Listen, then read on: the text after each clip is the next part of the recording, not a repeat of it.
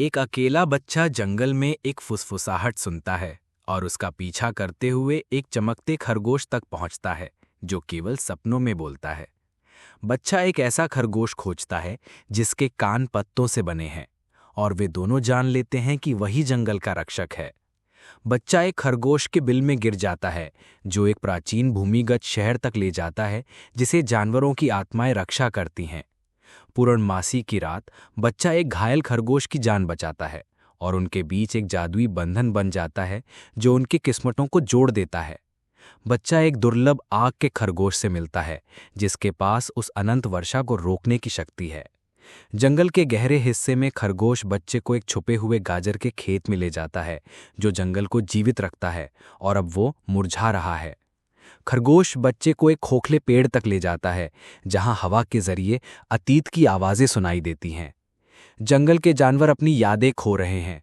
बच्चा और खरगोश मिलकर जंगल का भूला हुआ इतिहास वापस लाने की यात्रा पर निकलते हैं। बच्चा एक ऐसा खरगोश खोजता है जो असल में प्राचीन मंदिर की कुंजी है जहां प्रकृति की जादुई शक्तियां सोई हुई हैं। एक तूफान में सैकड़ों छोटे छोटे खरगोश गिरते हैं लेकिन एक विशेष खरगोश उस अकेले बच्चे को अपना रक्षक चुनता है। जंगल में समय उल्टा बहने लगता है। बच्चे और खरगोश को मिलकर प्राचीन जंगल की घड़ी को ठीक करना होगा।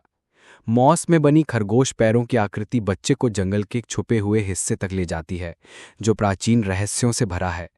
एक रहस्यमयी खरगोश ठाप के जरिए संवाद करता है जिससे जंगल के पेड़ों में संगीत जाग उठता है। एक जादुई लता बच्चे को खुद एक खरगोश में बदल देती है और केवल खरगोशों के कबीले से सहानुभूति सीख कर ही वह वापस इंसान बन सकता है।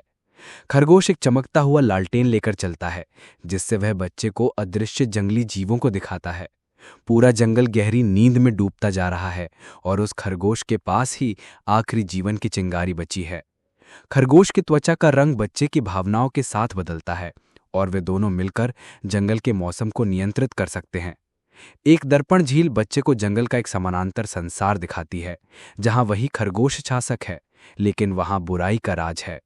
बच्चे को अपना नाम तक याद नहीं लेकिन खरगोश कहता है कि जंगल सब जानता है और उन्हें उसे ढूंढना ही होगा। जंगल धीरे धीरे मिट रहा है। खरगोश बच्चे को बताता है कि उसका काम उसे उसके असली घर तक पहुंचाना था लेकिन अब विदा कहना आसान नहीं होगा।